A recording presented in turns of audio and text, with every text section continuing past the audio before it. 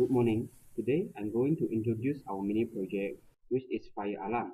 In here we're using LCD to display the temperature, the motor on off, and act as a warning. We're also using a relay as a warning and 77 as the temperature display. We're also using the LD7 LED act as a buzzer because our buzzer and the DC motor is in schematic is linked together, so we need to choose one of it. So another one is we're using a potential meter to control the temperature because the detection of the temperature is broken. Next is when the temperature is below 27 degrees Celsius and everything is functional normal, then nothing will happen.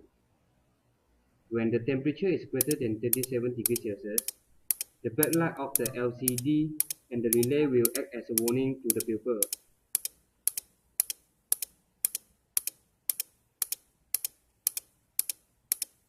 When the temperature greater than 40 degrees Celsius, the DC motor will start to rotate, which acts as a sprinkler.